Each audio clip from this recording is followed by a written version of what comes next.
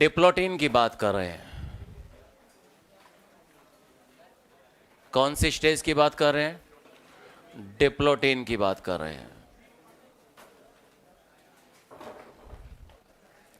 तो जाइगोटिन में homologous chromosome का पेयरिंग हुआ। वो क्रोमोसोम जिन पर सिमिलर जीन्स थे वो लेंथवाइज पैरेलल या कर अरेंज हो गए। इस प्रोसेस को सिनेप्सिस कहा था। इसमें सिनेप्टोनिमल कॉम्प्लेक्स ने हेल्प किया था दोस्तों। सिनेप्टोनिमल कॉम्प्लेक्स एक प्रोटीन कॉम्प्लेक्स था जिसने सिनेप्सिस में हेल्प किया और होमोलोगस क्रोमोसोम की पेयरिंग हो गई। और जब भी दो क्रोमोसोम साथ साथ रहेंगे इस पेयर को बाइवेलेंट बोलेंगे। क्या बोलेंगे? और बाइवेलेंट का नंबर हमेशा टोटल क्रोमोसोम का हाफ होता है। अगर 46 क्रोमोसोम है तो बाइवेलेंट कितने बनेंगे? 23 बन जाएंगे दोस्तों। तो बाइवेलेंट का नंबर हमेशा टोटल क्रोमोसोम का हाफ होगा। और बाइवेलेंट बन गई मतलब सिनेप्सिस हो गया। तो नेक्स्ट स्टेज में क्या होगा? सिनेप्टोनल कॉम्प्लेक्स रहेगा और वो जो नॉन सिस्टर क्रोमेटिड्स है उनके बीच में क्या होगा? जीन एक्सचेंज या क्रॉसिंग ओवर। और एक एंजाइम कॉम्प्लेक्स में हेल्प करेगा जिसको आपने कहा था रिकॉम्बिनेशन नोड्यूल। उसके बाद सिनेप्टोनल कॉम्प्लेक्स का डिसोल्यूशन शुरू होगा और जैसे ही शुरू होगा ये नॉन सिस्टर क्रोमेटिड अलग होने लगेंगे। लेकिन अभी भी जिन पॉइंट्स पर अटैच्ड हैं this x shaped structures are known as chiasmata. ये लीजिए अभी भी न्यूक्लियस दिखा रहे हैं बेटे क्योंकि अभी मिड प्रोफेज ही चल रहा है। हम डाई काइनेसिस में गायब कर देंगे इसको।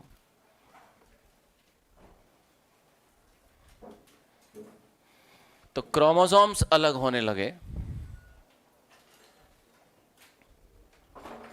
नॉन सिस्टर क्रोमेटिड्स अलग होने लगे, लेकिन अभी भी कुछ पॉइंट पर अटैच्ड हैं और इन जगहों को आप बोलेंगे क्याज़मेटा। Chiasmata are the result of crossing over. These are not cause of crossing over. Chiasmata are the result of crossing over. These are not cause of crossing over. ये जो दिख रहा है ये एक्स शेप्ड स्ट्रक्चर इसको क्याज़मा बोलेंगे। क्या बोलेंगे इसे? क्याज़मा है। एक को क्याज़मा कहेंगे, एक सादा को क्याज़मेटा कहेंगे। क्याज़मेटा प्लूरल हो गया है। क्या राजा? तो क्याज़मेटा मतलब एक्स शेप्ड स्ट्रक्चर्स और chiasmata are the result of crossing over. These are not cause of crossing over. तो क्याज़मेटा अपीयर हो गए हैं। क्याज़मेटा मतलब result of crossing over, crossing over के बाद बने हैं। क्रॉसिंग ओवर होता है कहाँ पर? पैकाइटिन स्टेज में। और क्याज़मेटा अपीयर कहाँ होते हैं? डिप्लोटिन स्टेज के अंदर क्याज़मेटा अपीयर हो गए हैं and these are the result of crossing over. तो होता क्या है डिप्लोटिन में? जो सिनेप्टोनिमल कॉम्प्लेक्स, ये जो नॉन सिस्टर क्रोमेटिड्स हैं या फिर होमोलोगस क्रोमोसोम है, इनके बीच में जो सिनेप्टोनल कॉम्प्लेक्स था उसका डिसोल्यूशन शुरू हो गया है। डिसोल्यूशन ऑफ किसका डिसोल्यूशन? Synaptonemal complex.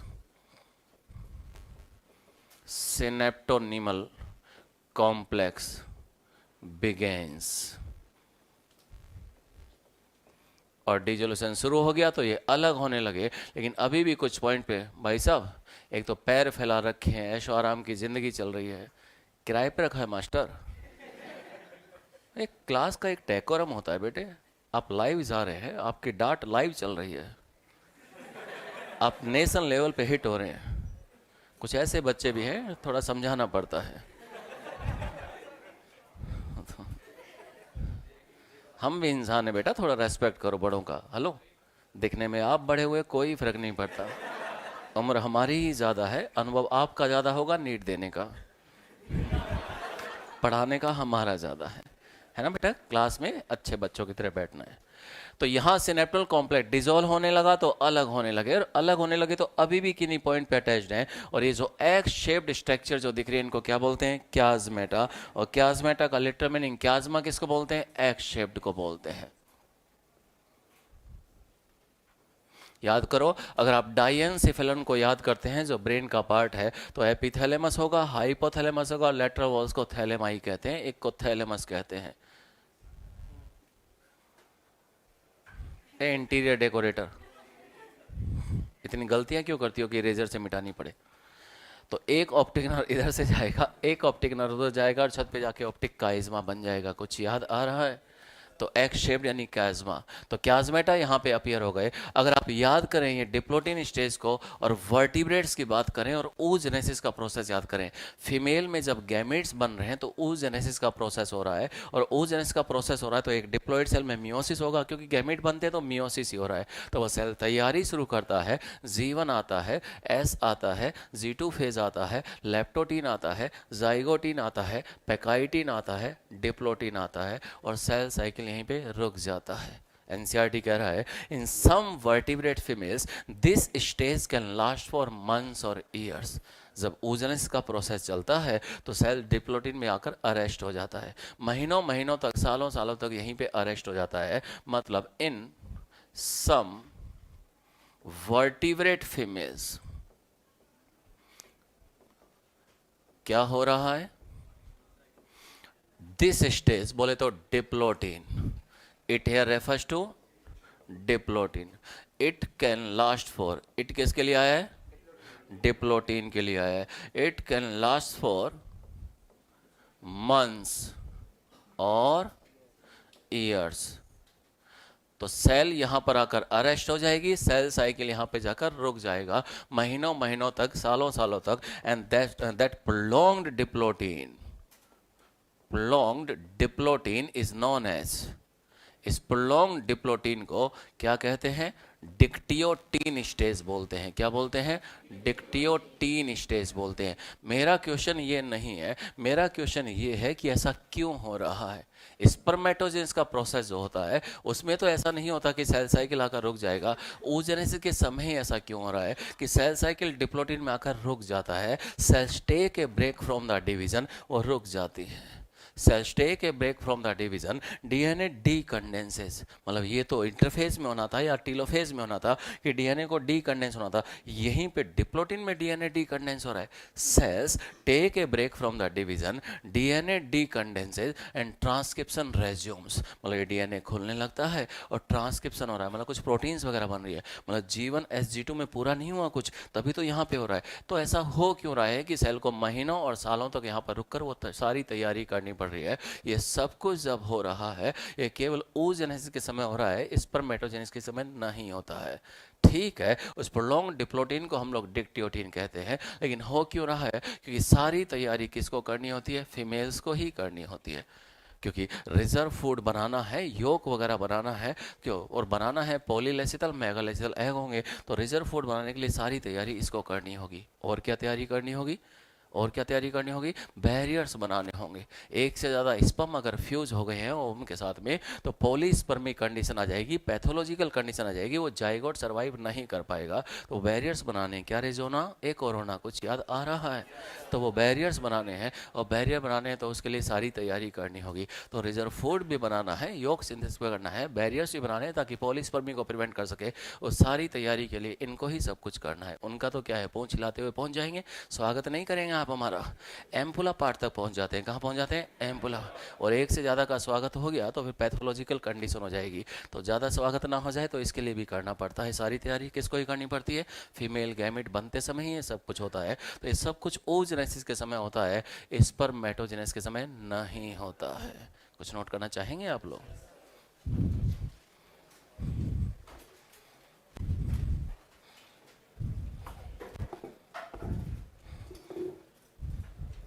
ए यहां भी फोटो खींचेगा, रख इसको, फोन को, आदत से ही पड़ गई है, रख।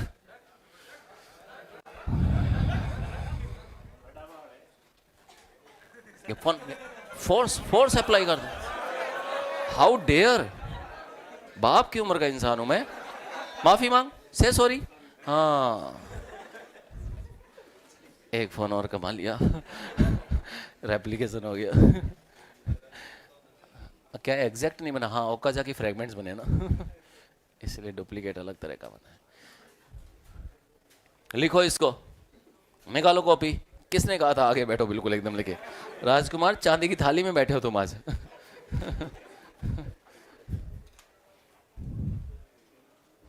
अरे गिरा नहीं क्या,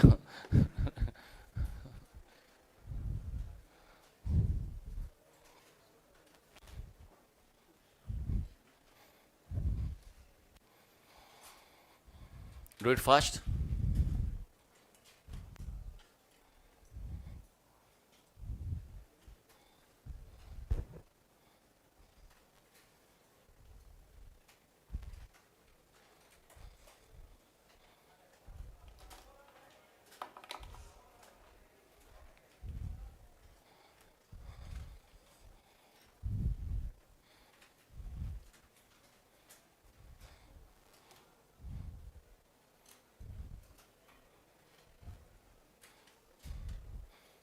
हो गया, जल्दी कंप्लीट कीजिए।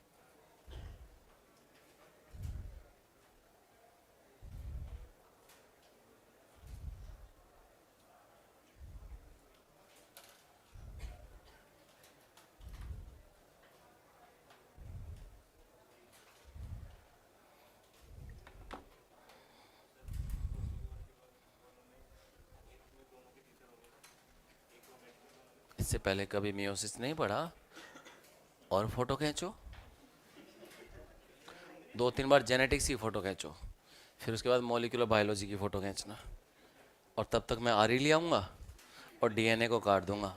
आप कहना रेस्ट्रिक्शन एंडोन्यूक्लियस आ गया, है ना? ऐसे कई बार फ़ोटो खींचेंगे तो कंसेप्चुअली साउंड हो जाएगा कैमरा। क्रॉसिंग ओवर का मतलब ही जीन एक्सचेंज हो गया है, और जब जीन एक्सचेंज हो गए तो न्यू कॉम्बिनेशन के साथ में वो अलग हो जाते हैं, तो वेरिएशंस आते हैं बेटे। मैंने पहले ही कहा दुनिया में केवल माइटोसिस होता, तो जैसी पेरेंट है वैसे ही प्रोजेनीज होती। एक पेरेंट सेल से डॉटर सेल्स बनती तो एग्जैक्ट रेप्लिकास हो जाती है, वेरिएशंस नहीं आते, एवोल्यूशन नहीं होता, स्पीसीशन नहीं होता। तो जब भी कोई एडवर्स कंडीशन आती तो या सारे ही सलट जाते या सारे ही बच जाते। सर्वाइवल ऑफ फिटेस्ट का कंसेप्ट ही कहाँ लगता? सर्वाइवल के लिए दुनिया पहले मौका देती है, अराइवल के लिए अराइवल ऑफ फिटेस्ट, ताकि आप सर्वाइव कर पाए। तो 5 महीने अराइवल ऑफ फिटेस्ट के हैं, उसके बाद तो आप अप्रैल में बोटल नेक में फंस जाएंगे। और बोटल नेक से बाहर निकल गए, फाउंडर इफेक्ट दिखा दिया, फिटनेस टू डिजाइन कर दिया, तो डार्विन फिंचेस की तरह न्यू स्पीसीज कन्वर्ट हो जाओगे, वरना चीता पॉपुलेशन की तरह एंडेंजर्ड स्पीसीज हो जाओगे। एक तरफ से हंटिंग करेंगे और दूसरी तरफ आपका क्या करेंगे, जंगल को जलाना शुरू कर देंगे, तो आपका होमली एनवायरनमेंट खत्म करेंगे। आप चाहकर भी फाउंडर इफेक्ट नहीं दिखा पाओगे, बोटल नेक में फंसे रहोगे। ऐसे ही पढ़ा जाता है एवोल्यूशन, कैसे पढ़ा जाता है? सराउंडिंग को देख के तो एवोल्यूशन समझेंगे ना, क्योंकि एवोल्यूशन पॉपुलेशन का ही होता है, नेचर तो इंडिविजुअल को ही सिलेक्ट करता है ना। जाइगोटिन, पैकाइटिन, सिनेप्टोनिमल कॉम्प्लेक्स बना रहेगा। डिजोल्यूशन शुरू हुआ तो अलग होना शुरू हुए, जिन पॉइंट पर अभी भी अटैच्ड हैं क्याज़मेटा कहेंगे, x shape structures. Zygotene, pachytene, process continuity में चल रहा है, अलग होना शुरू हुए, अलग होते गए, अलग होते गए, अलग होते गए, अलग होते गए, अभी भी एंड्स पर अटैच्ड है। क्या ये एक्स शेप्ड स्ट्रक्चर है? क्या ये क्याज़मा है? नहीं। टर्मिनलाइजेशन ऑफ क्याज़मेटा बोले तो डाइकाइनेसिस, बोले तो late prophase. Cell diakinesis late prophase है, लेट प्रोफेज है, इसका मतलब एंड ऑफ प्रोफेज है।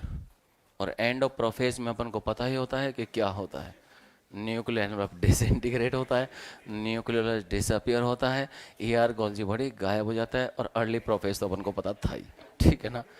तो ये लेट प्रोफेज है।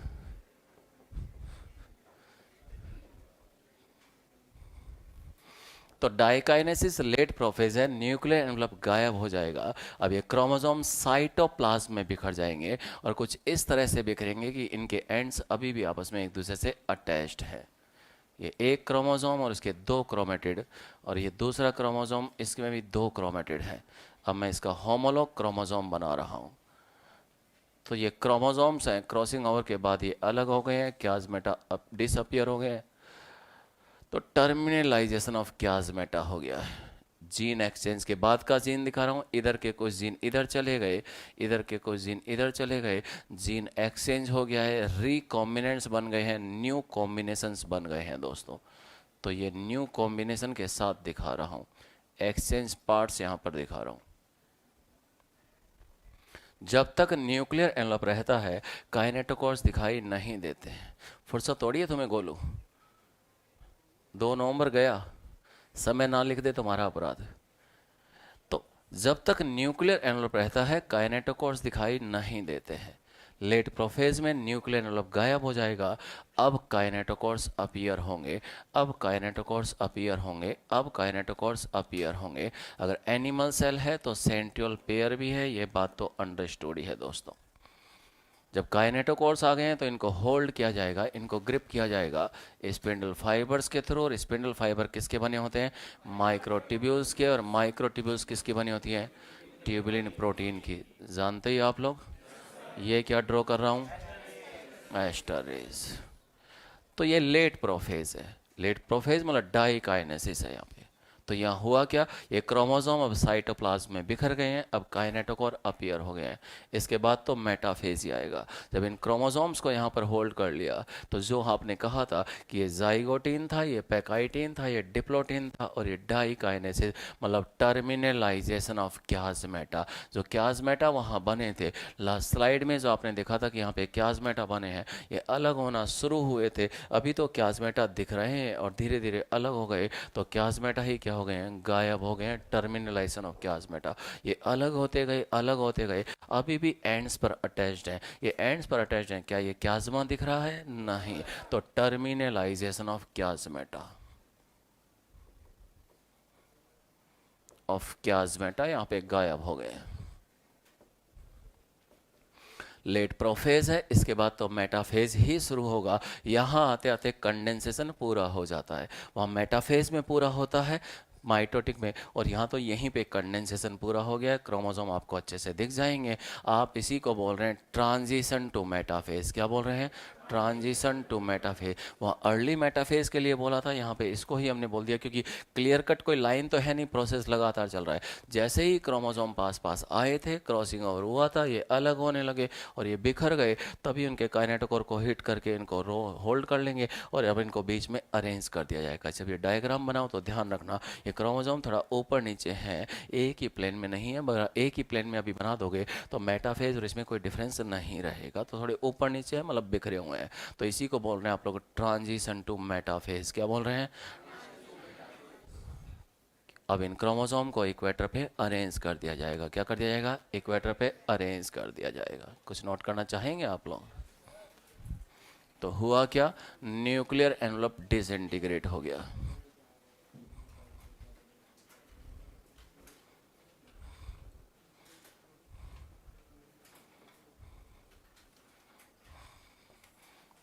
ER, गोल्जी बॉडी, न्यूक्लियोलस, सब के सब क्या हो जाएंगे? डिसअपियर हो जाएंगे।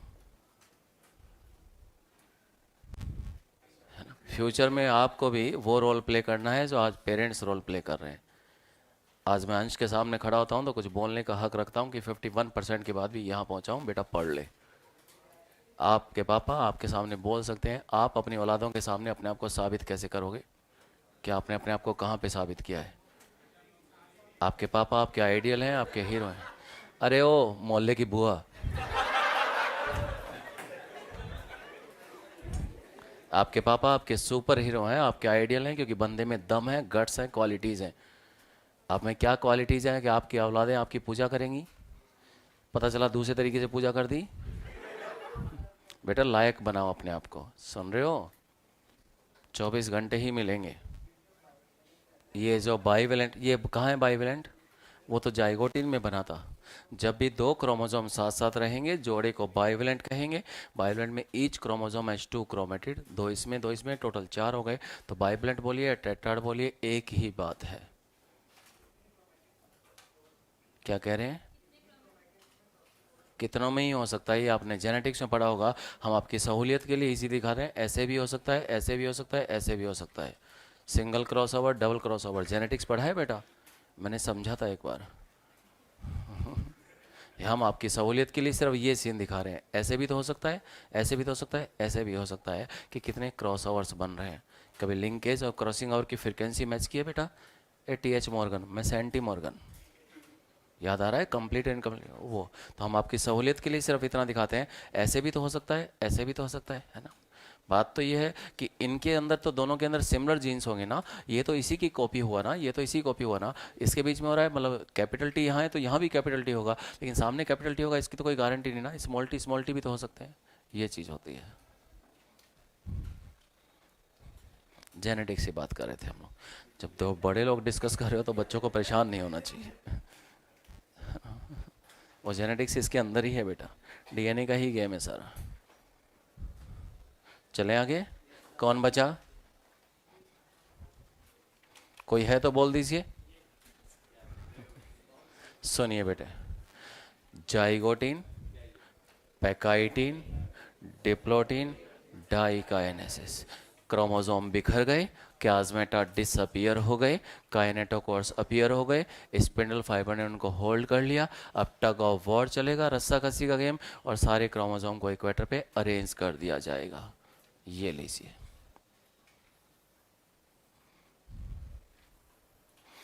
क्रोमोसोम को इस तरह से अरेंज किया इक्वेटर पर। टोटल क्रोमोसोम अब इक्वेटर पर आकर अरेंज हो गए। टोटल क्रोमोसोम अब इक्वेटर पर अरेंज हो गए हैं।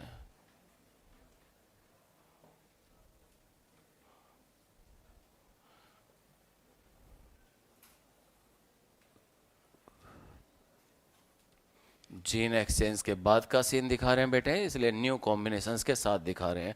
इधर के कुछ जीन उधर चले गए, उधर के कुछ जीन इधर चले गए, बाकी जीन मेरे पीछे बैठे हैं। वहां याद करो, वहां क्या हुआ था। अगर आपको माइटोटिक मेटाफेज याद आ रहा हो तो सारे के सारे क्रोमोसोम एक ही प्लेन पर अरेंज हो गए थे। ये माइटोटिक मेटाफेज का सीन है। सारे के सारे क्रोमोसोम एक ही प्लेन पर आकर अरेंज हो गए थे। अगर 46 क्रोमोसोम थे तो टोटल 46 एक ही प्लेन पर आ गए थे। ये माइटोटिक मेटाफेज का सीन था। कुछ याद आ रहा है? सारे क्रोमोसोम एक ही प्लेन पर आ गए थे माइटोटिक मेटाफेज में, मतलब 2n इज इक्वल टू 46। सारे क्रोमोसोम एक ही प्लेन में आ गए थे। हम अपनी सहूलियत के लिए लिख लेते हैं, क्रोमोसोम इक्वेटर पे इस तरह से इंज हुए कि उस प्लेट के ऊपर और नीचे की डबल मेटाफेजिक प्लेट बन गया। एक इसको बोल दिया और एक इसको बोल दिया कि डबल मेटाफेजिक प्लेट बन गया। ये हम अपनी सहूलियत के लिए बोल रहे हैं, एनसीईआरटी ऐसी कोई लैंग्वेज नहीं लिख रहा। एनसीईआरटी तो सिर्फ ये कह रहा है कि ये जो क्रोमोसोम है, इन क्रोमोसोम्स को जब होल्ड कर लिया गया तो इन क्रोमोसोम को इक्वेटर पे अरेंज कर दिया गया। एनसीईआरटी ऐसी कोई लैंग्वेज नहीं लिख रहा कि दो मेटाफिजिक प्लेट बन रहा है। वो कह रहे हैं कि ये क्रोमोसोम जब साइटोप्लाज्म में बिखरे तो इन क्रोमोसोम को अब इक्वेटर पे अरेंज कर दिया गया। इक्वेटर पे ही अरेंज है ये तो। हम अपनी सहूलियत के लिए डबल मेटाफिजिक प्लेट बोल रहे हैं। हम कह रहे हैं कि 23 यहाँ अरेंज हो गए, 23 यहाँ अरेंज हो गए, मतलब ये मेटाफेज 1 का सीन है बेटा जी। तो 2n is equal to 46 chromosome यहाँ थे, 46 वहाँ थे। वहाँ 46 एक ही प्लेन में आ गए थे और यहाँ पे 46 इक्वेटर के ऊपर और नीचे इस तरह से अरेंज हुए कि हमने कहा डबल मेटाफिजिक प्लेट बन गया। एनसीईआरटी ऐसा कोई लैंग्वेज नहीं लिख रहा है, वो तो सिंपल ही कह रहा है कि सारे क्रोमोसोम इक्वेटर पे ही अरेंज हो गए हैं। हमने अपनी सहूलियत के लिए इसको लिख लिया कि डबल मेटाफिजिक प्लेट बन गया है। हायर बुक्स इस तरह की लैंग्वेज नहीं लिख रही हैं। डबल मेटाफेजिक प्लेट बन गया है। तो ये काइनेटोकोर्स दिखा देते हैं, ये काइनेटोकोर्स दिखा देते हैं। अगर एनिमल सेल है तो सेंट्रियोल्स भी होंगे, ये तो अंडरस्टूड ही है। और इन क्रोमोसोम्स को यहाँ पर होल्ड कर लिया गया। तो टग ऑफ वॉर जो यहाँ पे शुरू हुआ था वो अब यहाँ पर मैच बराबरी पे छूट गया और सारे क्रोमोसोम एक ही प्लेन पे आके अरेंज हो गए। तो इस मेटाफेज में और उस मेटाफेज में डिफरेंस देख लीजिए। वहाँ पे सारे क्रोमोसोम एक ही प्लेन पे आ गए थे, यहाँ पे क्रोमोसोम आए तो इक्वेटर पे ही, लेकिन हमने अपनी सहूलियत के लिए बोल दिया डबल मेटाफिजिक प्लेट। एनसीईआरटी ऐसी लैंग्वेज नहीं लिख रहा, वो तो कह रहा है क्रोमोसोम इक्वेटर पे ही अरेंज हो गए हैं। लगे हाथ में एनाफेज की भी बात कर दूँ। वहाँ एनाफेज में क्या हुआ था, सेंट्रोमियर स्प्लिट हो गया था और ये क्रोमेटिड्स अलग हो गए थे। एक क्रोमोसोम के दोनों क्रोमेटिड्स अलग हो गए थे। हाफ क्रोमेटिड इधर गए थे, रिमेनिंग हाफ अपोजिट पोल पर चले गए थे। 46 इधर गए थे और 46 इधर चले गए थे। आपने कहा टोटल नंबर 92 हो गया था। कुछ याद आ रहा है? टोटल नंबर 92 हो गया था। टोटल नंबर 92 हो गया था। ये माइटोटिक एनाफेज का सीन था। क्या था बेटे? माइटोटिक एनाफेज का सीन था। और यहाँ क्या होगा, यहाँ एनाफेज 1 में ये जो सेंट्रोमियर है ये स्प्लिट नहीं होगा। सेंट्रोमियर ये है बेटे, जिस जगह पे दोनों आपस में जुड़े हुए हैं ये सेंट्रोमियर है, और जो प्रोटीन जोड़ने का काम कर रहा है ये कोहेसिन है। तो यहाँ पे तो सेंट्रोमियर ये स्प्लिट हो जाएगा एनाफेज में, यहाँ पे सेंट्रोमियर स्प्लिट नहीं होगा, क्रोमोसोम्स अलग होंगे। ये क्रोमोसोम पास पास आए थे, इनके नॉन सिस्टर क्रोमेटिड के बीच में जीन एक्सचेंज हुआ था, फिर ये अलग हुए थे, इक्वेटर पे अरेंज किया, क्रोमोसोम्स को अलग कर दिया जाएगा। ये क्रोमोसोम अपने दोनों क्रोमेटिड लेकर इधर चला जाएगा, यह भी अपने दोनों क्रोमेटिड लेकर इधर चला जाएगा, बीच में साइटोकाइंस होगा, दो सेल्स बन जाएंगे। फ्यूचर में इस सेल में भी डिवीजन होगा, इसमें भी होगा, क्योंकि मियोसिस सेकंड अभी बाकी है। ये तो केवल मियोसिस वन हुआ ना, 23 क्रोमोसोम चले गए, अब इसमें मियोसिस सेकंड होगा, इसमें मियोसिस सेकंड होगा, और ये दोनों क्रोमेटिड क्या हो जाएंगे, अलग हो जाएंगे। और एनाफेज सेकंड में सेंट्रोमियर स्प्लिट होता है। एनाफेज वन की अगर आप बात कर रहे हैं तो सेंट्रोमियर स्प्लिट नहीं होगा। एनाफेज वन की अगर आप बात कर रहे हैं तो सेंट्रोमियर स्प्लिट नहीं होगा। ये इक्वेटर वाला सीन है, क्रोमोसोम जा रहे हैं, ये दोनों क्रोमेटिड्स को लेकर जा रहा है, इसके क्रोमेटिड्स अभी भी साथ साथ हैं, ये क्रोमेटिड्स अभी भी साथ साथ हैं।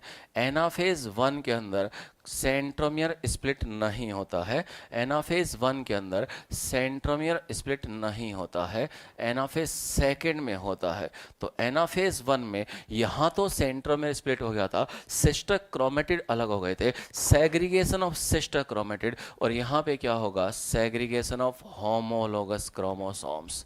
सिस्टर क्रोमेटिड्स का अलग होना, होमोलोगस क्रोमोसोम का अलग होना, दो अलग अलग बातें हो गई हैं। जीन एक्सचेंज के बाद दिखा रहे हैं, जीन एक्सचेंज के बाद दिखा रहे हैं, तो सीन कुछ इस तरह का होगा बाबू। ये न्यू कॉम्बिनेशन के साथ आपको दिखा रहे हैं, ये न्यू कॉम्बिनेशन के साथ आपको दिखा रहे हैं। तो एनाफेज के अंदर यहाँ पे सेंट्रोमियर स्प्लिट हो गया था और ये क्रोमेटिड्स एक दूसरे से अलग हो गए थे, लेकिन यहाँ पे सेंट्रोमियर स्प्लिट नहीं हुआ, और सेंट्रोमियर स्प्लिट नहीं हुआ तो यहाँ पे क्रोमेटिड्स अलग नहीं हुए हैं, क्रोमेटिड्स अलग नहीं हुए हैं, होमोलोगस क्रोमोसोम्स अलग हुए हैं। कौन अलग हुए हैं, होमोलोगस क्रोमोसोम। ये क्रोमोसोम्स इधर जाएंगे और ये क्रोमोसोम उधर जाएंगे, जाएंगे या नहीं जाएंगे, तो फिर जाने दो। तो क्रोमोसोम्स अलग हुए हैं, सेग्रीगेशन ऑफ होमोलोगस क्रोमोसोम। यहां क्या हुआ था, सेग्रीगेशन ऑफ सिस्टर क्रोमेटिड, यहां पर सिस्टर क्रोमेटिड्स अलग हुए थे, और यहां पे क्या होगा, क्यों अलग हुए थे, क्योंकि यहां पे माइटोटिक एनाफेज में सेंट्रोमियर स्प्लिट हो गया था, और सेंट्रोमियर जब स्प्लिट होगा तो सिस्टर क्रोमेटिड क्या हो जाएंगे, अलग हो जाएंगे। लेकिन यहां पे सेंट्रोमियर स्प्लिट नहीं हुआ, ये जगह सेंट्रोमियर है, क्या है, सेंट्रोमियर है। तो यहाँ पे सेंट्रोमियर, दोनों क्रोमेटिड अभी भी साथ साथ है। तो यहाँ ये जो चल रहा है ये एनाफेज वन है, क्या है ये, एनाफेज वन है, और एनाफेज वन के अंदर सेंट्रोमियर स्प्लिट नहीं होता है, और सेंट्रोमियर स्प्लिट नहीं होता है तो कौन अलग हो रहे हैं, 23 इधर जा रहे हैं, 23 इधर जा रहे हैं, टोटल नंबर कितना होगा, 46 ही होगा, कितना होगा, 46।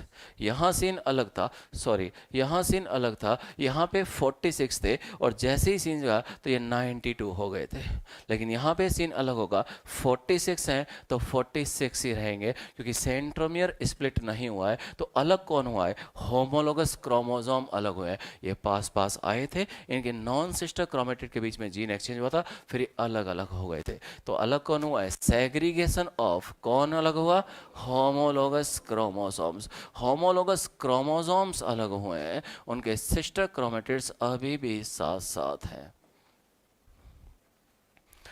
तो इस तरह से यहाँ पे ये सेपरेट हो गए, मेंडेलियन फैक्टर्स अलग हो गए हैं, लेकिन finally decided in anaphase to, finally decided in anaphase to, जब ये दोनों क्रोमेटिड अलग हो जाएंगे, जब ये दोनों क्रोमेटिड क्या हो जाएंगे, अलग हो जाएंगे। पहले ये बनेगा और उसके बाद में ये बनेगा, हमला।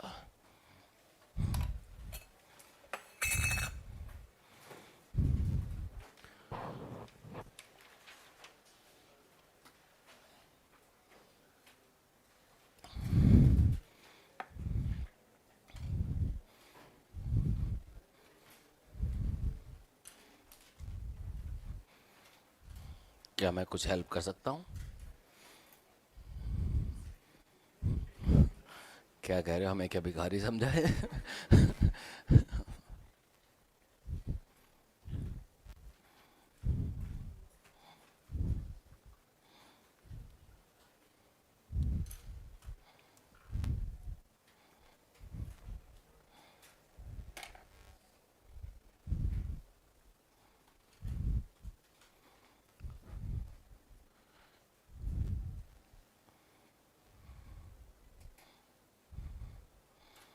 बेटा फोटो खींच ली इसकी। आप कुछ काम नहीं कर रहे हो, लिखने से ही याद होता है, लिखने से ही चीज़ें समझ में आती हैं। सही रहते रहते, टाइम रहते रहते समझ जाओ बेटा। इतने सिंसियर बच्चे हो, हार्ड वर्क कीजिए थोड़ा सा और ज़्यादा बेटे।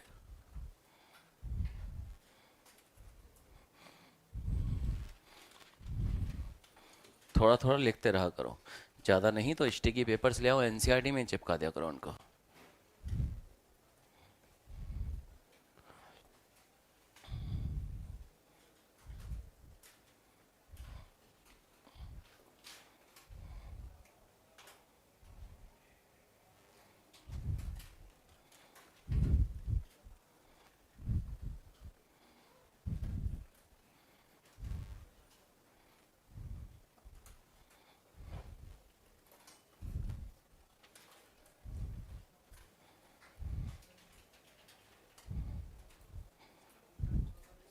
हैं बेटो, होते ही नहीं है। कुछ किताबें कहती हैं, देखो इधर, रुक जाओ। कुछ किताबें कहती हैं कि यहाँ पे तीसरे टाइप के इंटरजोनल स्पिंडल फाइबर बन जाते हैं। स्पिंडल फाइबर किसके बने होते हैं? माइक्रोट्यूबुल। यहाँ पे किससे जोड़ती हैं? इसके पास में कितने काइनेटोकोर हैं? इसके दोनों, दो ही होंगे ना, दो क्रोमेटिड, इसके दोनों यही हैं, इसके दोनों यही हैं। तो यहाँ पे इस माइक काइनेटोकोर ही नहीं है तो किस पे अटैच होगा? तो ये वाले होते ही नहीं हैं, इंटरजोनल स्पिंडल फाइबर होते ही नहीं है। ये क्या लिखा है बेटे? Segregation of. वहाँ क्रोमेटिड्स अलग हुए हैं या क्रोमोसोम्स अलग हुए हैं? क्या मियोसिस में ये क्रोमेटिड्स कभी भी अलग होते हैं? कब होते हैं? एनाफेज सेकेंड में होते हैं। ये एनाफेज 1 चल रहा है।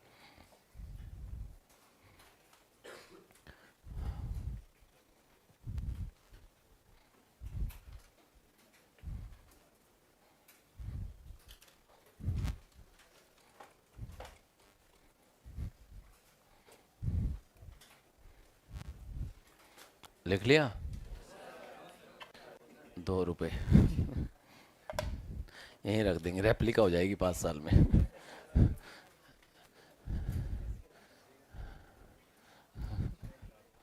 अरे मेरा बच्चा,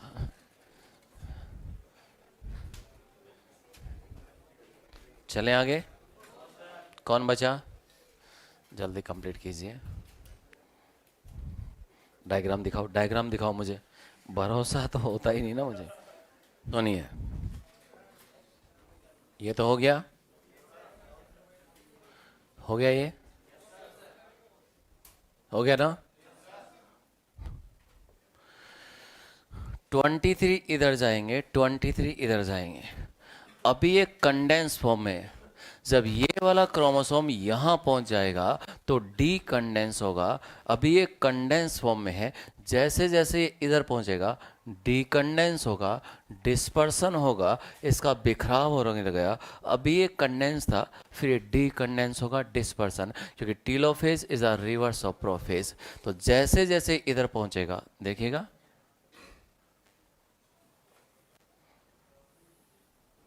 ये ब्लू वाला जब उधर पहुंचेगा दोस्तों, अभी ये कंडेंस फॉर्म में है, जैसे जैसे इधर पहुंचेगा ये डी कंडेंस होगा, इसका डिस्पर्सन होगा, इसका बिखराव होगा। लेकिन ये फुली डी कंडेंस या डिस्पर्सन नहीं होगा। अभी ये कंडेंस फॉर्म में है, अभी ये कंडेंस फॉर्म में है, जैसे जैसे ये इधर पहुंचेगा, इधर पहुंचेगा, ये डी कंडेंस होगा, इसका डिस्पर्सन होगा, क्योंकि telophase is the reverse of prophase. लेकिन फुली डिस्पर्स या फुली डी कंडेंस नहीं होगा, क्योंकि अब भी क्या है, मियोसिस सेकंड बाकी है। ये ब्लू वाला इधर पहुंचेगा, ये भी यहाँ पे क्या हो जाएगा, डी कंडेंस हो जाएगा, डिस्पर्स हो जाएगा। सोच समझ कर बोलना। इस ब्लू वाले में कितने डीएनए मॉलिक्यूल्स हैं? 2 डीएनए मॉलिक्यूल हैं, क्योंकि ये यही वाला है। तो ये ऐसा दिख रहा है, ये ऐसा दिख रहा है। ऐसा क्यों दिख रहा है? क्योंकि ये डी कंडेंस हो गया है, पतला धागा खुल रहा है। ये कंडेंस फॉर्म है तो दोनों क्रोमेटिड्स अच्छे से दिख रहे हैं। जब यहाँ पहुँचा, इस पोल पे यहाँ पहुँच गया, ये डी कंडेंस होगा, डिस्पर्स होगा, लेकिन फुली डी कंडेंस और डिस्पर्स नहीं होगा। ये और भी खुल सकता था, और भी पतला धागा हो सकता था, लेकिन उतना नहीं होगा जितना शुरू शुरू में इंटरफेस में होता है। इसका कंडेंसेशन लेवल अभी भी बाकी है। इसी तरह से ये ग्रीन वाले को अगर आप देख देख रहे हैं, तो ये जब यहाँ पे पहुँचेगा तो ये भी डीकंडेंस हो जाएगा, ये भी डीकंडेंस हो जाएगा। तो 23 इधर पहुँचेंगे, 23 इधर पहुँचेंगे, और जब पहुँच जाएंगे तो ये डीकंडेंस होंगे। अब इनके चारों तरफ क्या बनेगा? चारों तरफ न्यूक्लियर एनवलप बनेगा। क्या बनेगा? न्यूक्लियर एनवलप बनेगा। क्या बनेगा? न्यूक्लियर एनवलप बनेगा। तो न्यूक्लियर एनवलप का रीफॉर्मेशन होगा, न्यूक्लियर एनवलप का रीफॉर्मेशन होगा, और साथ में ईआर भी बनेगा, गोल्जी बॉडी भी बनेगा, और बीच में क्या बन जाएगा? न्यूक्लियोलस भी रीअपियर हो जाएगा। क्या रीअपियर हो जाएगा? और बीच में क्या होगा? साइटोकाइनेसिस। तो 23 क्रोमोसोम्स इधर पहुंचे, 23 क्रोमोसोम्स इधर पहुंचे। जब ये इधर पहुंच जाएंगे, ये क्रोमोसोम अभी कंडेंस फॉर्म में है, जब यहाँ पहुंच जाएंगे तो वो डी कंडेंस होंगे। मतलब telophase is the reverse of prophase. Telophase is the reverse of prophase. ये टीलोफेज फर्स्ट चल रहा है, तो जब ये इधर पहुंच जाएगा तो ये डी कंडेंस हो जाएगा। अभी ये कंडेंस फॉर्म में, इसलिए दो क्रोमेटिड आसानी से दिख रहे हैं। जब ये इधर पहुंच जाएगा तो डी कंडेंस होगा, ये धीरे धीरे डिस्पर्सन होगा, लेकिन फुली डी कंडेंस या डिस्पर्सन नहीं होगा। टीलोफेज 1 जो है उसी की लैंग्वेज में आप लोग अटक जाएंगे थोड़ा सा, उसी को मैं रीड कर देता हूँ बेटे। The nuclear membrane and nucleolus reappear. ये न्यूक्लियर मेम्ब्रेन भी रीअपियर हो गया, न्यूक्लियोलस भी। सुन लो, बोलूंगा तो भी इंग्लिश समझ में आ जानी चाहिए, ऐसी इंग्लिश तैयार करो अपनी। तो nuclear membrane and nucleolus reappear हो गया है। साइटोकाइनेसिस फॉलोज, फिर साइटोकाइनेसिस होता है, एंड डायड ऑफ सेल। दो सेल्स बन गई हैं, एक ये बन गई है, एक ये बन गई है। तो आपने कहा डायड, DIAD लिखूं या DYAD लिखूं, एक ही बात है। डायड का मतलब दो होता है, तो डायड ऑफ सेल्स, दो सेल्स बन गई हैं दोस्तों, दो सेल्स बन गई हैं, क्योंकि साइटोकाइनेसिस भी हो गया है। Although in many cases the chromosomes do undergo some dispersion, ज़्यादातर केसेस में ऐसा होता है कि ये जो क्रोमोसोम्स हैं some dispersion, इनका बिखराव होने लगता है। अभी ये कंडेंस फॉर्म में, जीत गए, अभी ये कंडेंस फॉर्म में है, जब ये इधर पहुंच जाएंगे वो डी कंडेंस हो जाएंगे। क्या हो जाएंगे? डी कंडेंस, उनका बिखराव होने लगेगा, डिस्पर्सन होने लगेगा दोस्तों। They do not reach the extremely extended state in of the interphase nucleus. मतलब ये डिस्पर्स तो होते हैं, डी कंडेंस तो होते हैं, लेकिन फुली डिस्पर्स या डीकंडेंस नहीं होते, उस लेवल पे नहीं पहुंचते। मैं फिर लिख रहा हूं, फिर बोल रहा हूं, although in many cases chromosomes do undergo some dispersion. ये जो क्रोमोसोम्स हैं जब ये इधर पहुंचते हैं तो इनका डिस्पर्सन होता है, डीकंडेंसेशन होता है। They do not reach the extremely extended state of the interphase nucleus. इतना और बिखर सकते थे, ये कंडेंस थे, बिखरना शुरू हुआ, बस यहीं पर रह गए। ये और बिखर सकते थे, और खोल सकते थे, और पतले हो सकते थे, लेकिन अभी उतना नहीं हुआ क्योंकि अभी मियोसिस सेकंड बाकी है। The stage between two meiotic division, क्योंकि अब तो मियोसिस 1 कंप्लीट हो गया, अब मियोसिस 2 शुरू होगा, तो पहले इंटरफेज आएगा, और उस इंटरफेज को क्या बोलेंगे? Interkinesis. And generally short lived. क्यों होता है शॉर्ट लिव्ड इंटरकाइनेसिस? क्योंकि उसके अंदर डीएनए रेप्लिकेशन नहीं हो। कब की एनसीईआरटी है? और कोई एनसीईआरटी किसी के पास में? एक लाइन नहीं है शॉर्ट लिव्ड के बाद में, there is no DNA replication during interkinesis. यहाँ पे इसमें लाइन नहीं लिखी हुई है। जब ये लिखा है generally short lived, there is no replication of DNA during interkinesis, जितना रंगा है ना, तो मुंबई नहीं आ सकते, तुम सिर्फ दिल्ली एम्स से आ सकते हो, विजयी भव। तो वो एनसीईआरटी चेक कर लेना कौन सी नई है कौन सी पुरानी है। उसमें लाइन ऑर्डर दे दिया बेटा, कब तक छप के आएगी राजा?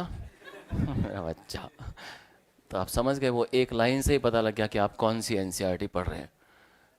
बेटा जीत गए। आपको समझ में आ रही है मेरी बात? तो यहाँ पे अब ये क्या बना है, ये cell n is equal to 23 इधर आ गए, n इज इक्वल टू 23 इधर आ गए, n इज इक्वल टू 23 इधर आ गए। सुन लो अब, 23 इधर पहुंच गए, 23 इधर पहुंच गए, दो हैप्लॉइड सेल्स बन गई। अब इन सेल्स में मियोसिस सेकंड होगा। क्या होगा? इसमें भी मियोसिस सेकंड होगा, इसमें भी मियोसिस सेकंड होगा। अब मियोसिस सेकंड होगा तो पहले सेल तैयारी करेगा, उस तैयारी में G1 आएगा, G2 आएगा, लेकिन S फेज नहीं होगा। और S फेज नहीं आएगा तो आप कहेंगे डीएनए का रेप्लिकेशन नहीं हो रहा है। अगर एनिमल सेल है और एस फेज नहीं है तो सेंट्रियोल का डुप्लीकेशन G2 में होगा। याद रखने के लिए शुक्रिया।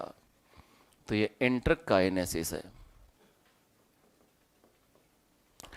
तो इस सेल ने फिर से तैयारी शुरू की। मियोसिस 1 कंप्लीट हो चुका है, अब मियोसिस 2 होगा। 1 और 2 के बीच में फिर से एक शॉर्ट लिव्ड जिसमें डीएनए रेप्लिकेशन नहीं होता है, तो शॉर्ट लिव्ड इंटरकाइनेसिस आता है। वहाँ पे एस फेज नहीं है, और जब एस फेज नहीं है तो फिर से डीएनए रेप्लिकेशन नहीं हो रहा है, क्योंकि हमने पहले ही कहा था पूरे सेल डिवीजन में डीएनए रेप्लिकेशन केवल एक बार होता है, और वो शुरू में हो गया। अब उसके बाद में प्रोफेज सेकंड आएगी, उसके बाद में मेटाफेज सेकंड आएगी, उसके बाद में एनाफेज सेकंड आएगी, उसके बाद में टीलोफेज सेकंड आएगी, और साथ साथ क्या हो जाएगा, साइटोकाइनेसिस। जो इस सेल में चलेगा वो इस सेल में भी चलेगा। अब सोच समझ कर बोलना, जब इस सेल के अंदर मेटाफेज सेकंड आएगी तो आप इक्वेटर पे कितने क्रोमोसोम्स को अरेंज करोगे? 23 को ही, क्योंकि 23 ही तो है। तो 23 के 23 क्रोमोसोम एक ही प्लेन पे अरेंज हो जाएंगे। 23 के 23 क्रोमोसोम एक ही प्लेन पे अरेंज हो जाएंगे मेटाफेज सेकंड के अंदर, क्योंकि 23 क्रोमोसोम ही है, और वह सारे क्रोमोसोम एक ही प्लेन पे अरेंज हो जाएंगे। n is equal to 23। वो जो 23 क्रोमोसोम थे वो 23 के 23 क्रोमोसोम इक्वेटर पे अरेंज हो जाएंगे, और जब इसकी एनाफेज सेकंड आएगी तो सेंट्रोमेर स्प्लिट हो जाएगा और ये क्रोमेटिड्स अलग हो जाएंगे। मियोसिस 1 की एनाफेज 1 में होमोलोगस क्रोमोसोम्स अलग हुए थे, और एनाफेज सेकंड के अंदर उनके सिस्टर क्रोमेटिड्स अलग हो गए थे, क्योंकि एनाफेज सेकंड में सेंट्रोमियर स्प्लिट होता है। क्या स्प्लिट होता है? और जब भी सेंट्रोमियर स्प्लिट होता है क्रोमोसोम का नंबर डबल हो जाता है, और यहाँ पे 23 इधर चले गए, रिमेनिंग 23 इधर चले गए, तो टोटल नंबर कितना हो गया है? 46 हो गया है। जब भी सेंट्रोमियर स्प्लिट होता है, क्रोमोसोम्स का नंबर डबल हो जाता है। तो वहाँ एनाफेज 1 को अगर आप याद कर रहे हैं तो एनाफेज 1 में सेंट्रोमियर स्प्लिट नहीं हुआ था। वो डायग्राम यहाँ से गायब हो चुका, कोई बात नहीं। एनाफेज 1 में सेंट्रोमियर स्प्लिट नहीं हुआ था, एनाफेज सेकंड के अंदर सेंट्रोमियर स्प्लिट हुआ है, और जब भी सेंट्रोमियर स्प्लिट होगा क्रोमोसोम का नंबर डबल हो जाएगा, क्योंकि हमने यहाँ पे दिखाया सेंट्रोमियर स्प्लिट। दोनों ही गायब हो गए, कोई बात नहीं। तो सेंट्रोमियर स्प्लिट होगा तो क्रोमोसोम का नंबर डबल हो जाएगा, तो फिर टीलोफेज आएगा, साइटोकाइनेसिस, एक सेल ये बनेगा, एक सेल ये बनेगा, n इज इक्वल टू 23 इधर पहुंच जाएंगे, n इज इक्वल टू 23 इधर पहुंच जाएंगे, सेम सीन इसमें होगा, तो फाइनली कितनी हैप्लॉइड सेल बन जाएंगी? 4 हैप्लॉइड सेल बन जाएगी। तो एनाफेज 1 में होमोलोगस क्रोमोसोम्स अलग होते हैं, एनाफेज सेकंड में ये सिस्टर क्रोमेटिड्स अलग होते हैं। तो मियोसिस में क्रोमोसोम्स का नंबर हाफ होने के बावजूद भी स्पीसीज में नंबर कांस्टेंट बना रहता है, क्योंकि ज़िंदगी की शुरुआत फिर से फ्यूजन ऑफ गैमेट्स के साथ शुरू होती है, और फिर से डिप्लॉयड स्टेज रीगेन हो जाती है। तो इस तरह से स्पीसीज में उनका नंबर कंजर्व रहता है दोस्तों। एनसीईआरटी में जब मियोसिस का सिग्निफिकेंस पढ़ेंगे तो वहाँ पे आएगा पर से पैराडॉक्सिकली। तो आधा होने के बावजूद भी नंबर कांस्टेंट कैसे रहेगा? क्योंकि शुरुआत फ्यूजन ऑफ गैमेट्स से होती है।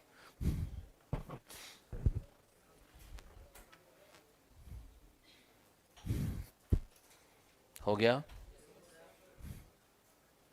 तो एस फेज में डीएनए का अमाउंट डबल होगा, और जब भी सेंट्रो में स्प्लिट होगा क्रोमोसोम का नंबर डबल हो जाएगा। टीलोफेज के साथ साथ हमेशा हम साइटोकाइन्स करेंगे, दोनों चीज़ों को आधा कर देंगे, क्रोमोसोम का नंबर भी और डीएनए के अमाउंट को भी।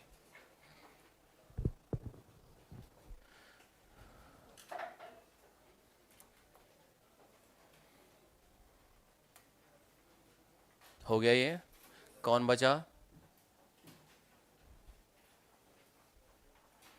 सावलिया सेठ, विराजो।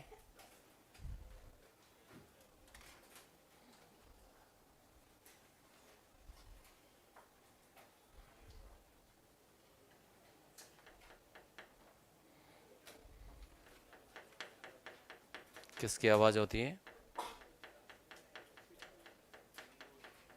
वुड पैकर, झिंगुर। Silent Valley because there is no single Gryllus. Gryllus is the zoological name of cricket, Zingur. There is no single Gryllus. That's why that is a Silent Valley. Did you know? कुछ पढ़ा करो बेटा animal diversity. Silent valley है ना India में, क्योंकि एक भी झिंगुर, रात को जो आवाज़ वो शार्प वॉइस जो आती है वो झिंगुर की है, और झिंगुर का जूलॉजिकल नेम ग्राइलस होता है, क्रिकेट बोलते हैं इंग्लिश में उसको। तो there is no single gryllus. और ये वुड पैकर की आवाज़ है, कट फोड़वा, and it packs about 50 times in a second, not in a minute. बेटा ऑर्गेनिज्म क्या बराबरी करोगे, तुम्हारे कंपटीशन में तो घने लोग खड़े। तुम तो 50 मिनट के अंदर 2 न्यूमेरिकल सॉल्व कर लो तो बड़ी बात है, कम वक्त। तो 2 ही चीज याद रखनी है, during S phase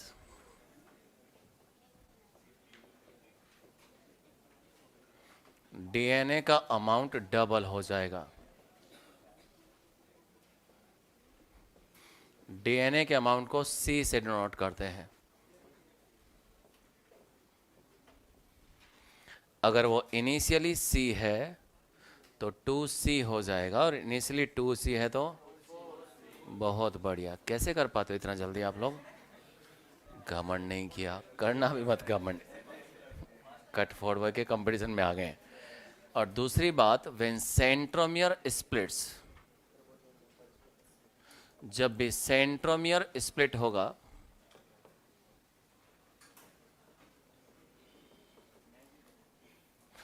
chromosome number doubles. Chromosome number को n से डिनोट करते हैं।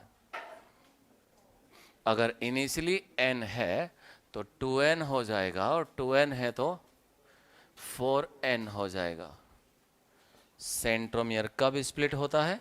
सेंट्रोमियर स्प्लिट होता है या तो माइटोटिक एनाफेज में या फिर एनाफेज सेकेंड में होता है। नोट कीजिए, इन दोनों पॉइंट्स को याद रखना है। एस फेज में डीएनए का अमाउंट डबल होगा, और जब भी सेंट्रोम में स्प्लिट होगा क्रोमोसोम का नंबर डबल हो जाएगा। Basic set of chromosomes, haploid set of chromosome, इसको जीनोम बोलते हैं, और जीनोम को एन से डिनोट करते हैं। बेसिक सेट ऑफ क्रोमोसोम, इसको आप लोग जीनोम बोलते हैं, और जीनोम को एन से डिनोट करते हैं। और हमारे लिए n इज इक्वल टू 23 है। और इस बेसिक सेट में यानी हैप्लॉइड सेट के अंदर जीनोम बोले तो हैप्लॉइड सेट है।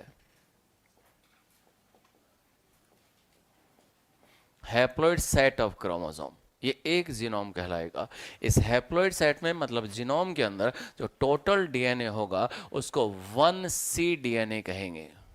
इस हैप्लॉइड सेट में जो टोटल डीएनए होगा उसको 1C कहेंगे। मतलब total DNA in A genome वो C वैल्यू होता है। तो 1C डीएनए का मतलब क्या है? 1C डीएनए का मतलब ये हो गया कि total DNA in A genome, ना कि इन ए क्रोमोसोम। ये 23C नहीं है। हमारे लिए जीनोम में 23 क्रोमोसोम्स हैं। मतलब एक जीनोम पप्पा से आया, एक जीनोम मम्मा से आया, एक हैप्लॉइड सेट स्पर्म की फॉर्म में आया, एक हैप्लॉइड सेट ओवम की फॉर्म में आया, एन वैल्यू इधर से आया, एन वैल्यू इधर से आया, तो सी वैल्यू इधर से आया, सी वैल्यू से। ये 23C नहीं आया। इस स्पर्म में जो हैप्लॉइड सेट है उसमें 1C डीएनए होगा, और वो 1C डीएनए 23 क्रोमोसोम्स में डिस्ट्रीब्यूटेड है। ये 23C नहीं है, ये केवल 1C कहलाएगा। तो एक डिप्लॉइड सेल में 46 डीएनए नहीं होता। कितना होता है उसके अंदर? 46 डीएनए मॉलिक्यूल तो है, लेकिन C वैल्यू 2C होगी। C वैल्यू 2C होगा। डीएनए मॉलिक्यूल तो 46 हो गए, डीएनए मॉलिक्यूल तो 23 हो गए, लेकिन डीएनए का अमाउंट 1C ही कंसीडर होगा। तो डीएनए के अमाउंट को C से नोट करते हैं। मतलब total DNA amount in A genome, एक जीनोम में जो डीएनए का अमाउंट है इसको 1C अमाउंट कहेंगे। तो डीएनए की अमाउंट को सी से नोट करते हैं और क्रोमोसोम नंबर को एन से नोट करते हैं। तो एक डिप्लॉयड सेल के अंदर 2C2N कंडीशन होगी। एक डिप्लॉयड सेल में 2C2N कंडीशन होगी। एन वैल्यू पप्पा से आया, एन वैल्यू मम्मा से आया, सी पप्पा से आया, सी मम्मा से आया, तो 2N और 2C से हमारी जिंदगी शुरू हो गई है। जाइगोट का सीन शुरू हो गया कि मतलब सी और एन इधर से आया, सी और एन इधर से आया और 2C2N से हमारी जिंदगी शुरू हो गई और जाइगोट बन गया। तो मियोसिस में क्रोमोसोम्स का नंबर हाफ हो गया था, उसके बावजूद भी स्पीशीज में नंबर कांस्टेंट रहा। क्यों रहा? जिंदगी की शुरुआत फिर से फ्यूजन ऑफ गैमीट्स के साथ हो गई थी और जाइगोट बन गया था। अब सोच समझ कर बोलना, ये जो 23C आए थे यहाँ पे लेके, तो ये वाला जो आया था, तो ये वाला जो आया था, ये एक एक क्रोमेटिड लेकर आया था या दो दो क्रोमेटिड लेकर आया था? एक एक क्रोमेटिड लेकर आया था। और ये क्रोमेटिड्स अलग कब हुए थे? एनाफेज सेकेंड में हुए थे। तो जो 23 आ रहे हैं उसके अंदर, गैमीट के अंदर, वो 23 सिंगल सिंगल क्रोमेटिड्स लेकर आते हैं। अब सी और एन का मतलब समझ रहे हैं, यानी हैप्लॉइड सेट को आप लोग एन बोल रहे हैं और टोटल डीएनए इन जीनोम को आप लोग क्या बोल रहे हैं? सी वैल्यू बोल रहे हैं। मतलब एक डिप्लॉयड सेल है, उसमें 2C2N कंडीशन है। अब इस डिप्लॉयड सेल में हम लोग क्या कर देते हैं? माइटोसिस कर देते हैं। सीक्वेंस आपको ध्यान है किसके बाद क्या स्टेज आती है? सेल G1 है, G1 से एस फेज में आएगा। दो ही चीज़ें याद रखनी है, एस फेज में डीएनए का अमाउंट डबल होगा और जब भी सेंटर में स्प्लिट होगा क्रोमोसोम का नंबर डबल हो जाएगा। हम टीलोफेज के साथ साथ साइटोकाइन्स करेंगे और दोनों चीज़ों को आधा कर देंगे। तो G1 के बाद S आता है तो ये तो 4C हो जाएगा और ये 2N रहेगा। अब हमें सिर्फ इसके बाद ये देखना है कि सेंट्रोमियर जब स्प्लिट होगा तब चेंज होगा, उससे पहले तो कोई चेंज ही नहीं होगा। मतलब G2 में कोई चेंज नहीं होगा, प्रोफेज में कोई चेंज नहीं होगा, मेटाफेज में कोई चेंज नहीं होगा, एनाफेज में चेंज होगा क्योंकि माइटोसिस चल रहा है ना। तो एनाफेज में चेंज होगा तो एरो लगा देंगे। एनाफेज में ये तो उतना ही रहेगा लेकिन ये डबल हो जाएगा। हम टीलोफेज के साथ साथ हमेशा साइटोकाइनेसिस करेंगे और दोनों चीज़ों को आधा कर देंगे। 2C2N condition. तो हम कह रहे थे हमें सिर्फ इतना ध्यान रखना है, जब भी एस फेज आएगी डीएनए का अमाउंट डबल हो जाएगा और जब भी सेंटर में स्प्लिट होगा क्रोमोसोम का नंबर डबल हो जाएगा। सेल कितना लेकर चली थी? 2C2N। कितना आया? 2C2N। माइटोसिस या मियोसिस? माइटोसिस हो गया है। यहाँ पे क्रोमोसोम डबल हो गया है, 2N का 4N, क्योंकि यहाँ पर क्या हो जाता है? सेंट्रोमियर स्प्लिट हो जाता है। तो जब भी सेंट्रोमियर स्प्लिट होगा तभी क्रोमोसोम का नंबर डबल हो जाएगा। अगर आप एक डिप्लॉयड सेल की बात कर रहे हैं और उसमें अगर आप मियोसिस करवा रहे हैं, ये 2C2N कंडीशन है और सेल G1 में है। तो G1 के बाद में एस फेज आएगा, एस फेज में डीएनए का अमाउंट डबल हो जाएगा। एस के बाद G2 कोई चेंज नहीं होगा, प्रोफेज 1 में भी कोई चेंज नहीं होगा, मेटाफेज 1 में भी कोई चेंज नहीं होगा, लेकिन एनाफेज 1 में नहीं होगा क्योंकि सेंट्रोमियर स्प्लिट ही नहीं होता है। तो एनाफेज 1 में भी कोई चेंज नहीं होगा। हमें सिर्फ ये देखना है इस फेज के बाद में कि सेंट्रोमियर कब स्प्लिट होता है। टीलोफेज के साथ साथ हम लोग साइटोकाइनेसिस करेंगे, इसलिए दोनों चीज़ों को आधा कर देंगे तो एरो लगाना पड़ेगा। 2C हो गया और N हो गया। हम क्रॉस चेक भी कर लेते हैं, 23 क्रोमोसोम इधर गए थे, 23 इधर गए थे, तो नंबर आधा हो गया था। और जो 23 गए थे वो दो दो क्रोमेटिड लेकर गए थे, एक एक में C था तो दो में क्या हो गया था? 2C। अब इसके अंदर क्या होगा? मियोसिस 2 होगा तो G1 आएगा, G2 आएगा, प्रोफेज सेकंड आएगा, मेटाफेज सेकंड आएगा। इनमें तो सेंट्रोमियर स्प्लिट होता ही नहीं है तो हमको इसको कैलकुलेशन ऐसे ही करेंगे। एनाफेज सेकंड में सेंट्रोमियर स्प्लिट होता है तो हमें एरो लगाना पड़ेगा क्योंकि चेंज आ रहा है। ये तो 2C होगा, ये 2N हो जाएगा। टीलोफेज के साथ साथ हम लोग साइटोकाइनेसिस करेंगे और दोनों चीज़ों को आधा कर देंगे। नहीं समझा मेरी बात को? सेल कितना लेकर चली थी? 2C और यहाँ कितना हो गया? 4C हो गया है। एनाफेज सेकंड में सेंट्रोमियर स्प्लिट हुआ और जब भी सेंट्रोमियर स्प्लिट होता है क्रोमोसोम का नंबर क्या होता है? डबल हो जाता है।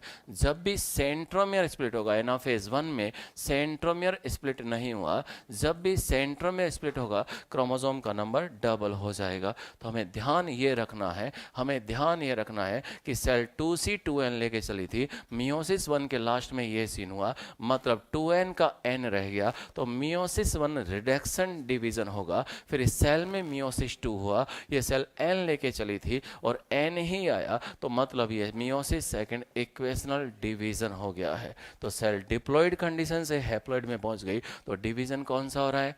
मियोटिक डिवीजन हो रहा है। कोई परेशानी किसी को? नहीं परेशानी?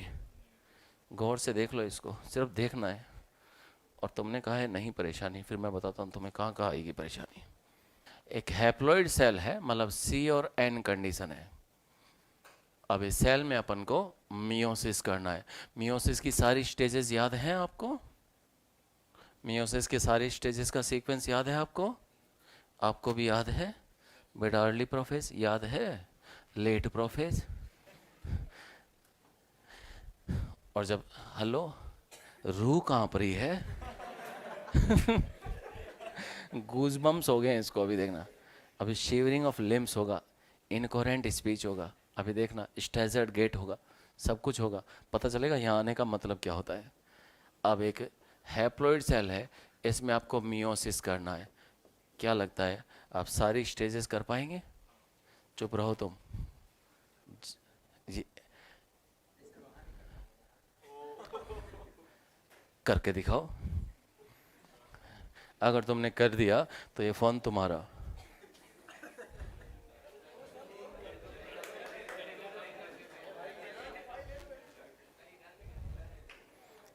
हाँ बैठ के करो आराम से, इस फोन के लिए तो इतना करना ही पड़ेगा ना बेटे, ये कवर ही काफी महंगा है, इतना ही बहुत है तुम्हारे लिए तो। एक हैप्लॉइड सेल है, इसमें आपको मियोसिस करना है, और एक बार शुरू कर दिया तो फोन नहीं मिलेगा।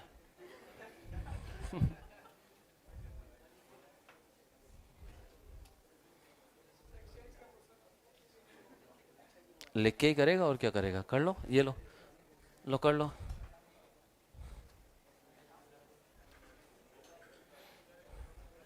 आप मुंबई नहीं आ सकते हैं।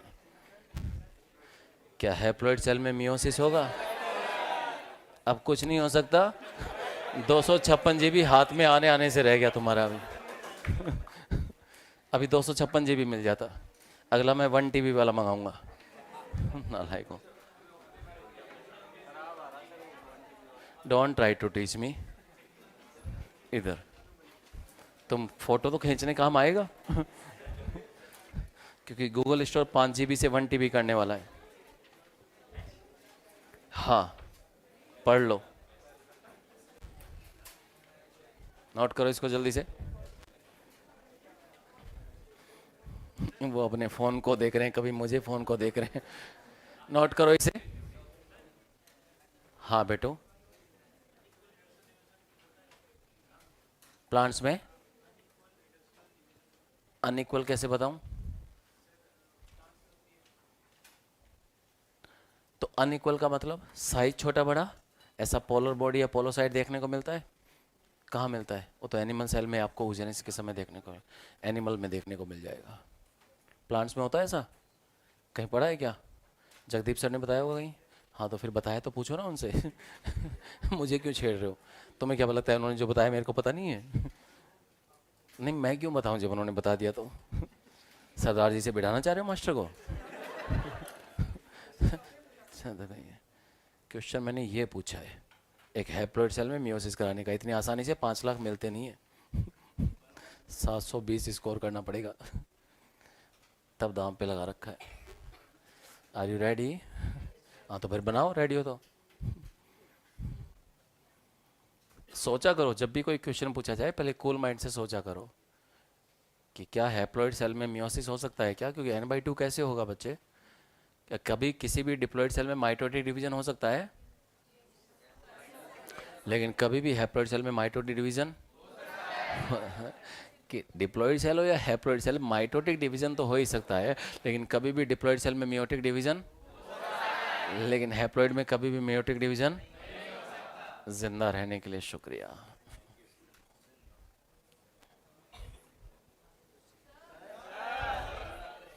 बेटा कछुओं थोड़ा तेज चलो। आज इसको नींद थोड़ी आएगी।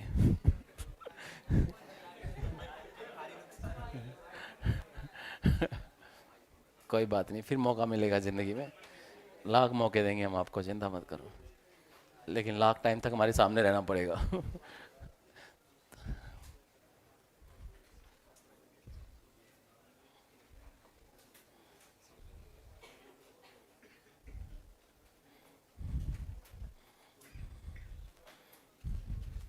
हो गया बेटू, चलें आगे। कौन है गरीबी जिसे नोट की नहीं हुआ? बेटा चिंगम में भी। कुड़िया नाम क्या है आपका? नाम भूल गई कहीं। सर डॉक्टर चिंगम नाम है मेरा। क्या नाम बेटू? डॉक्टर अनुष्का। चलो नोट करो ये, डिप्लॉयड सेल में। बेटे घर में जब बहन बेटी बोले तो वही व्यवहार शो करना है जो सोसाइटी में आप लोग शो करते हो। सुन रहे हो? इसलिए रेस्पॉन्स, एक पुत्र का व्यवहार उसके पिता का परिचय होता है।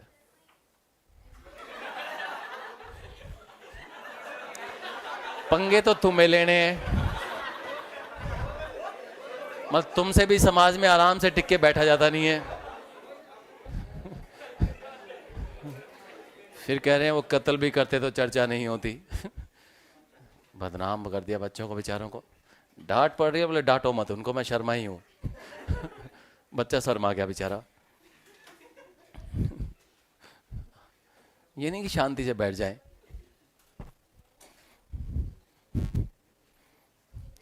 शर्मा ही है भाई, आप सीख थे, ठीक है। बदतमीज। हो गया बेटू, चले आगे।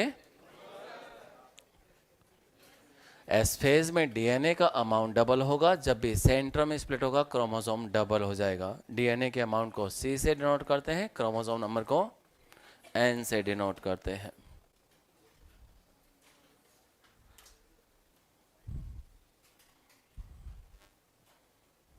हाय जनरेशन,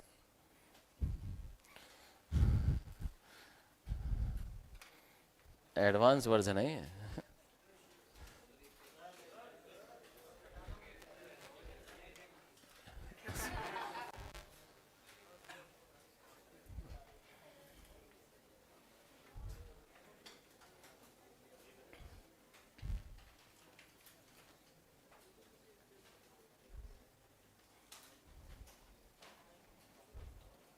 हाँ लगाओ दिमाग, देख क्या रहे हो?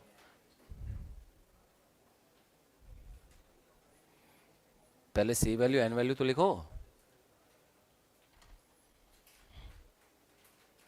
बस एस फेज की बात तो ये देखना है आपको कि सेंट्रोमियर कब स्प्लिट होता है, और टीलोफेज के साथ साथ साइटोकाइंस करेंगे, दोनों चीज़ों को हाफ करेंगे। है बेटो? सेंट्रोमियर A2, हाँ एनाफेज सेकेंड में। स्पेशल।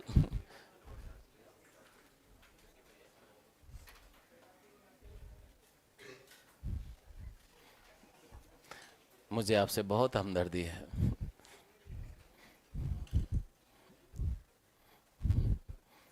डॉक्टर अनुष्का शर्मा। समझ में आ गया बेटा सी वैल्यू एन वैल्यू?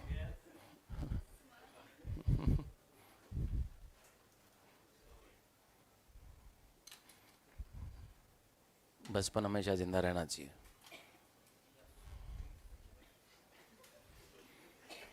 बचपन रहना चाहिए, बचकानी हरकतें बंद कर देनी चाहिए, यही मैच्योरिटी है। मम्मी पापा के साथ बैठोगे तो वो सारा किस्सा बताएंगे। हम स्कूल जाते थे तो मास्टर किस तरह से पेन पेंसिल उंगलियों के पीछे पड़ा, इस तरह किस तरह से क्वेश्चन सोल्व करो। तुम्हारे मास्टर भी ऐसे थे? मतलब तुम तब भी नहीं पढ़े और अभी भी नहीं पढ़े। हमारे वाल तो यहाँ डंडे मारता था यार। मैंने कहा लकड़ी तोड़ने का ये कौन सा है? फिर हमने लोहे के दस्ताने बनवाए, मतलब मारो डंडे तुम लोग। मतलब हम बचपन में एक जैसे ही रहे हैं। मास्टर ने लाख कोशिश की लेकिन सुधरे नहीं हम लोग। बहुत बढ़िया। फिर मास्टर ने ट्रांसफ़र ही ले लिया स्कूल से। हो गया बेटो? मार्क्स कम रहेगा इसलिए 51 ही आ पाए, 255 नंबर आ पाए मेरे 500 में से, तभी तो 51% होते हैं। फिजिकल केमिस्ट्री कैसे सोल्व करते हो बेटा? क्या कह रहे हो? फोन से फोटो खींच खींच के? इसलिए यहीं तक पहुंच पाए।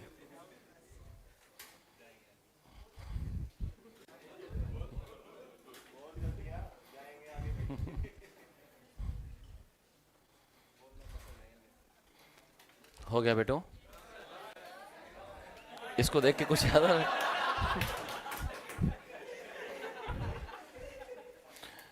आज इन्हें नींद नहीं आएगी।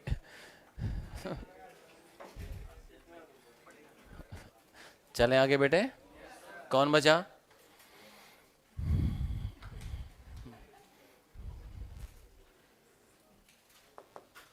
गायब कर दी स्लाइड, देखो।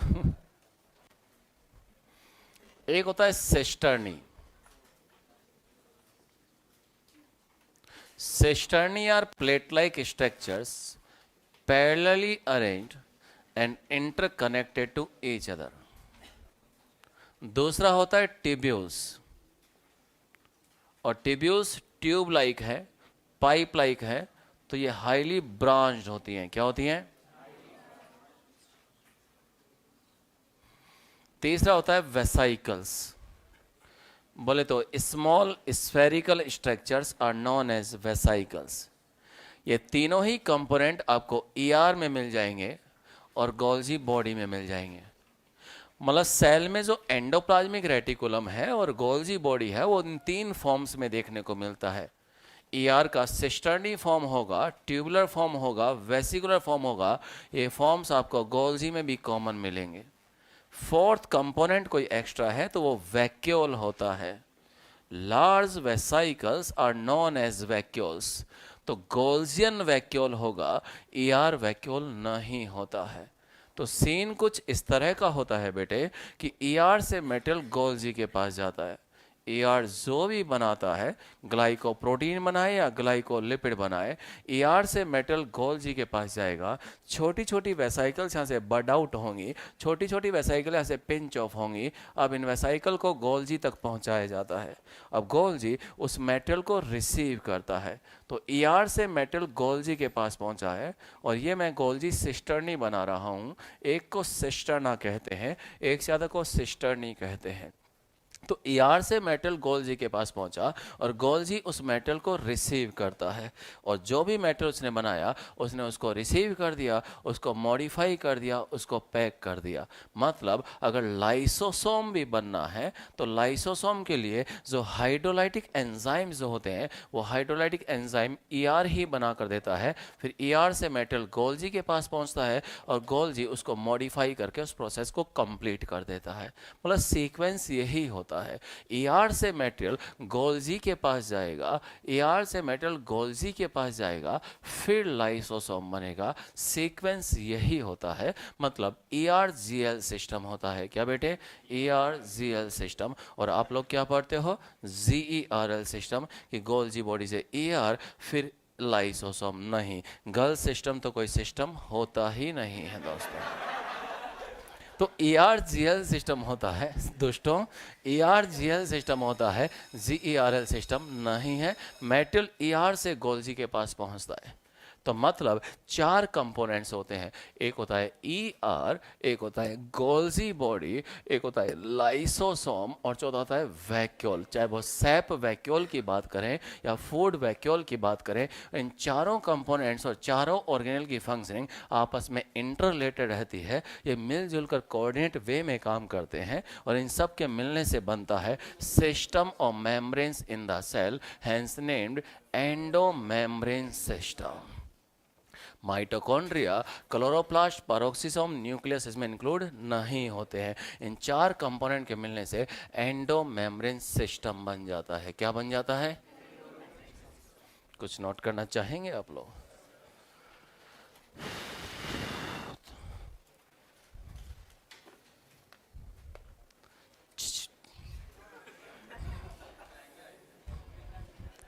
फिर मौका आएगा, चिंता मत कर। विक्ट्री सेलिब्रेशन में मिलते हैं बेटे। All the best. Thank you.